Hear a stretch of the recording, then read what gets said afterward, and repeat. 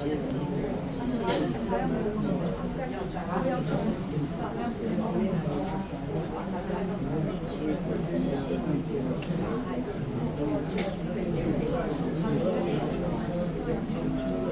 腰又唔舒服。好，我哋祈禱先啊！我嘅主耶穌，我哋嘅面前咧，再一次嘅嚟到係去稱謝你，因為咧你個名除咗係以馬內利係同在咧，亦都係咧醫治嘅神。昔日咧，你喺以色列一帶咧，逢親有病嘅人咧嚟到你跟前嘅時候咧，甚至係佢未同你講咧，你有時都主動去醫佢。所以主我哋咧今日咧繼續嚟到咧係你嘅跟前咧，去懇求你咧嘅醫治，懇求你嘅憐憫，懇求你咧自己咧嘅幫助。特別咧即係為到阿鄧太啦，鄧太佢兩隻嘅嗰個膝頭哥同埋咧個腰咧都係唔舒服，亦都為到咧即係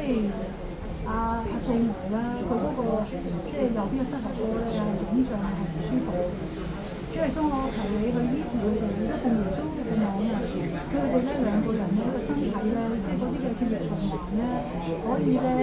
暢通。求主嚟到咧係叫咧，即係所有阻塞嘅地方啦，無論係淋巴啦，無論係咧即係筋絡啦，無論係肌肉啦，無論係咧即係其他嘅嗰個系統裏邊啦，即係需要去健壯嘅位咧，我都求耶穌咧再一次咧嚟到咧吹咧生命嘅個熱水同埋氣咧入咗去，叫咧即係兩位咧即係姊妹啦，佢哋咧嗰個嘅